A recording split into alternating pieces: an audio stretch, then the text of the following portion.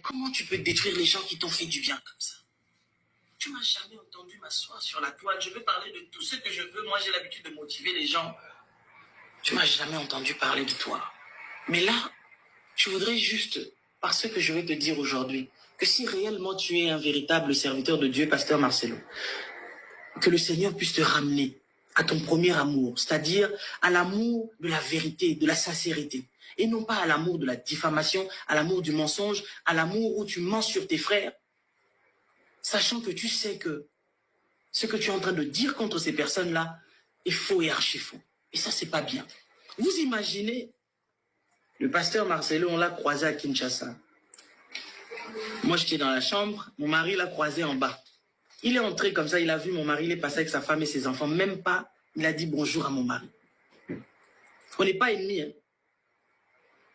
Quelques heures après, mon mari prend l'ascenseur pour monter dans la chambre. Il arrive encore, il le trouve devant l'ascenseur. Il fait comme s'il ne le connaît pas. Il a attendu que l'ascenseur arrive, mon mari l'a regardé. L'ascenseur s'est ouvert. Il est rentré dedans, mon mari s'est dit, je ne veux pas monter dans l'ascenseur. Il a laissé monter. Pasteur Marcelo. Pourquoi on prêche la sanctification aux gens? Pourquoi on prêche la sainteté? On prêche aux gens, vous irez en enfer. On prêche aux gens que vous êtes comme ci, vous êtes comme ça. Mais si soi-même, on n'est pas vrai, je vous le dis tôt ou tard, Dieu finit toujours par nous exposer. Parce que vous savez, c'est une chose de montrer aux gens un certain mode de vie, c'est autre chose aussi. Les gens qui vous connaissent dans le secret savent qui vous êtes. Donc moi, je ne suis pas là pour déballer les choses. Je ne suis pas là pour ça. Mais j'ai juste envie de te dire 2-3 petits mots pour que, Pasteur Marcelo, que tu reviennes vraiment dans le bon sens, en fait. La gloire ne doit pas changer l'homme. Parce qu'en fait, le temps révèle la vraie nature des gens. Et donc, si on est véritablement un vrai enfant de Dieu, même dans le temps, si on est une personne qui est humble, on demeure humble. Si on est une personne vraie, on ne devient pas faux parce qu'on a été élevé.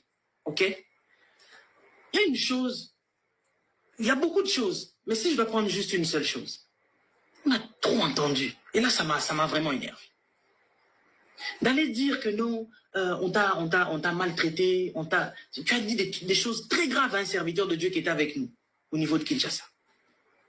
Et donc, on t'a cherché, parce que c'est ça le processus des enfants de Dieu, de chercher quelqu'un pour aller parler avec lui, pour lui dire, il y a quoi, il y a quoi, il y a quoi, il y a quoi.